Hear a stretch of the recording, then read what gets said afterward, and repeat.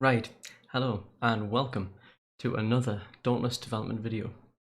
Today is the second installment of my developer log, devlogs on my RogueLite game that I've been working on. Now, I was originally planning on doing these devlogs weekly. I believe it's been about 2 weeks since my last one.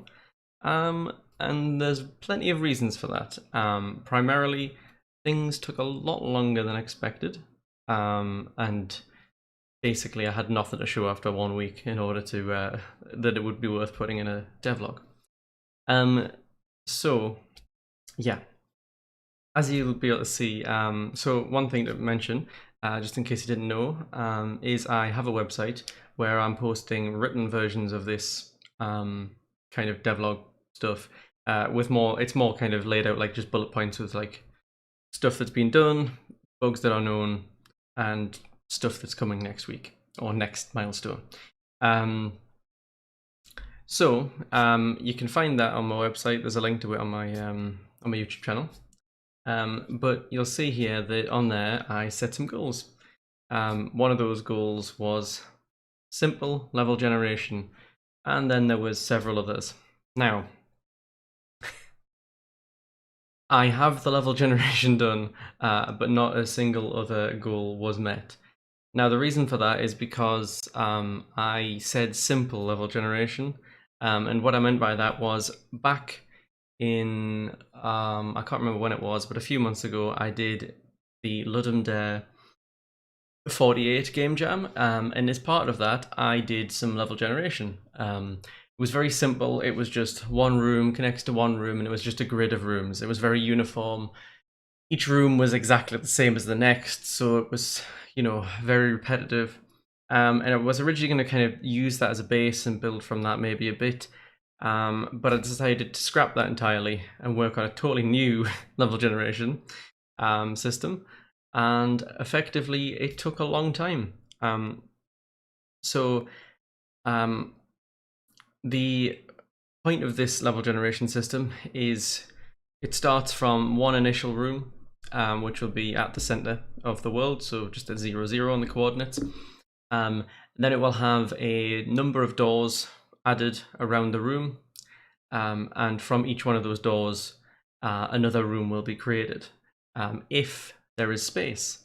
So where the problems arose was I originally used, to calculate if there was enough space, I used a series of raycasts. So what I did was I said, starting from the door, see how far left you can go without hitting a wall, see how far right you can go without hitting a wall, and then for each position, see how far forward you can go, and then using those points that you find out about like where you've collided, calculate the maximum area, and then that's the space you're allowed to build a room in. Now, it won't always use the maximum area.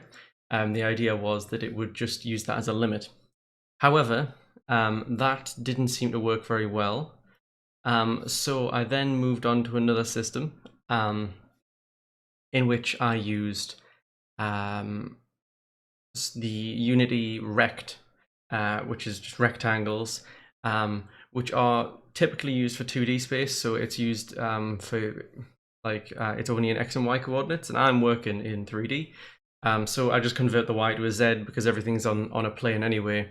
So I'm just saying, checking the coordinates. So all I do is I just say each room has a rect of a certain starting point, a certain size, and then I also have from each door, I check the maximum possible area. So I make a rect that is that maximum possible area, see if it overlaps with any room rects, and if it overlaps, then find out, well, ideally the point was, if it overlaps, it'll find out the points in which it overlaps and then choose the maximum possible size to build the room in again, just like with the raycasts. However, as of right now, it will just, if there is something in the way, it just won't build the room. That's because I tried having it limit the size and I got some extremely strange values. I am going to come back to this. However, with the way it's building levels at the moment, I'm very satisfied with it, so it's not really necessary.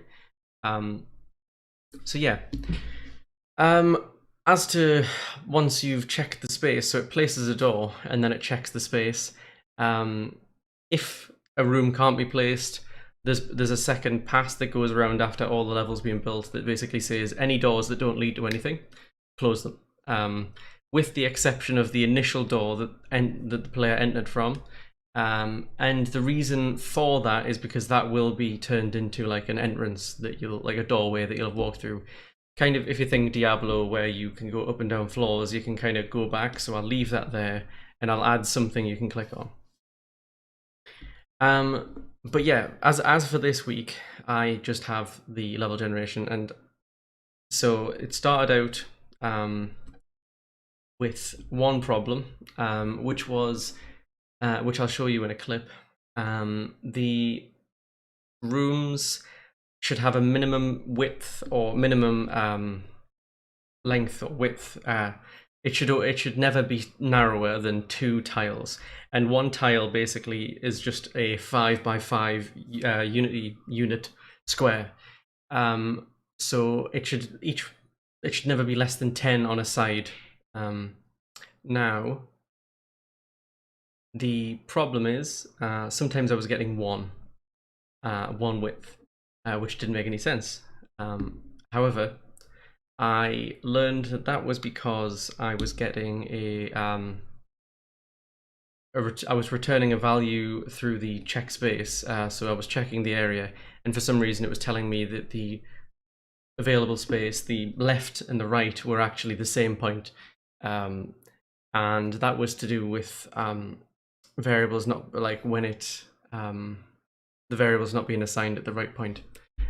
So once I'd sorted all that out, everything works fine. Yeah, but that's about it for this week. So next week, what I'm going to be working on is basically everything else. My main focus is the pathfinding, which I put in the milestone for next week, for this one, sorry. And that's because I'm going to have to basically rework all the pathfinding, as the default Unity nav mesh doesn't support runtime pathfinding. It will only bake the pathfinding into the bake the nav mesh into the level if it's pre-built. However, with procedural generation, it doesn't work hand in hand. Now, I have downloaded a package from GitHub that is supposed to allow this kind of thing to happen. I haven't yet tried to implement it properly, so I'm going to test this out. So hopefully that'll work. If not, I will have to I'll have to make my own A-star pathfinding, which I've done before, so it shouldn't be too much of a hassle. However, I did want to try to use Unity's nav mesh system this time, rather than reinventing the wheel. But that is my main goal. Other than that, it's everything else that I already have on the list, and hopefully I'll get it done. So that's all for now. So thanks for watching, and I'll see you next time.